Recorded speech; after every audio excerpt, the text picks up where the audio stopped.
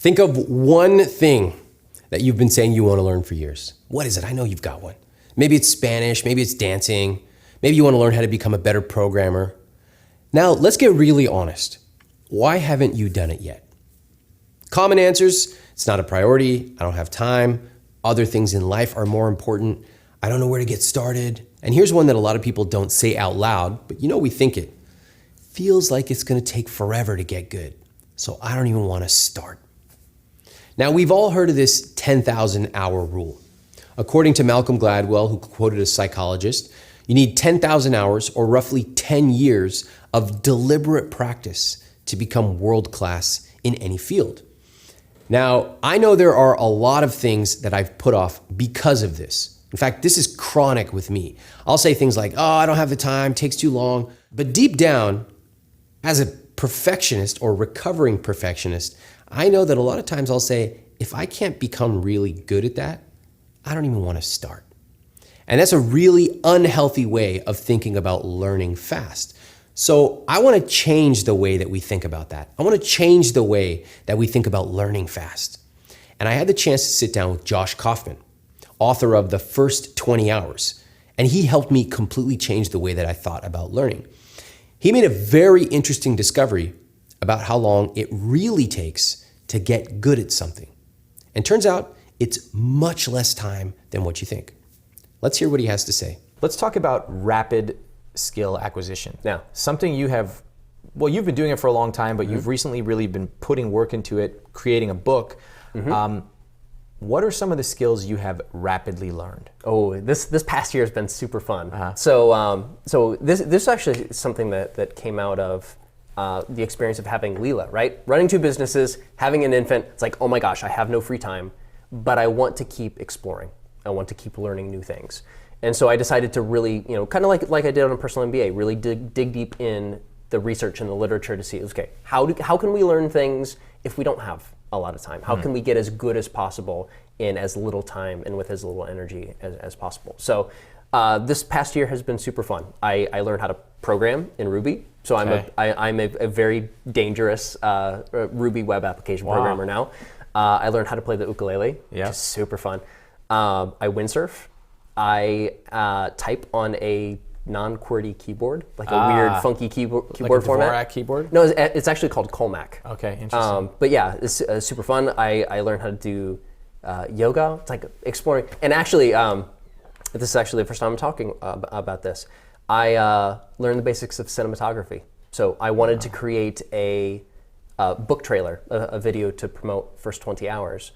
And I didn't really want to pay somebody $20,000 or $30,000 to do that for me. Yeah. So I bought a camera and I learned how to shoot and color correct and package and put together my first movie. So let's dig into the psychology behind this as well as the process. That sounds like a lot, which is cool. I actually really admire people who do all kinds of weird stuff like this. But let's take the average person who has a few things they want to learn or they claim they want to learn. Sure. But they never have time. But as you're going to point out, we actually all have time to learn skills. So what are some of those common skills that people want to learn but they don't really have time to do it? Yeah, the classic one is language, right? I want to learn how to speak Italian. Right. Well, really? Like, really? Really, do you? And if you really wanted to, would you have not learned it over the last 15 years? Exactly. Okay, so back to the leverage areas. We talked about one thing people claim they want to do, language. Fitness, I think, is another one. Yep. Like, I should get fit. I know. Right. One day when I have more time, I'll get fit. Anything else that you discovered? Yeah, so I want to play a musical instrument is a big one. That's a good one. I want to learn how to draw or paint or do something artistic. I want to learn how to, like on more of the career side, I want to be able to do some really cool specialized technique that is important in my industry, but oh my gosh, I'm sitting in meetings all day and I never have time to learn that thing. So your take was, look, we know about the concept of you have to put in hard, dedicated time, etc. Yes. But you said you had a very interesting approach on it, which is, look, to become a master at something, it may take you a long time, but very few people are trying to become masters at something. Mastery is usually not the goal, right? And so, it kind of drives me nuts. Over the past call it 8-10 years, there's been a kind of this closet industry of skill acquisition experts, starting with Outliers, Malcolm Gladwell in 2008. The whole idea of the 10,000 hour rule drives me nuts. Yep. Because the research, as far as it goes, is perfectly valid, right? You want to learn how to golf, and you want to be able to compete with Tiger Woods and have a shot at winning the PGA Tour. Yeah, it's probably the order of magnitude you're looking at. The vast majority of the things that we want to learn for our career or for our own personal enjoyment require nowhere near that amount of practice to get what we want out of that thing. So if I want to learn how to windsurf, I just want to be able to go, or just surf. I want to learn how to go, be able to get up, ride a couple waves, show off to my buddies, have a good time, relax with your friends, and that's it. You meet that criteria, and you've gotten exactly out of that skill what you want to get out of it. Okay, interesting. You can do that in a couple hours. Okay. So what I found is looking at a lot of different things, the critical threshold for practice appears to be around 20 hours, which is long enough that a long enough period of practice that you become really, really good at something, sometimes really astoundingly good at something.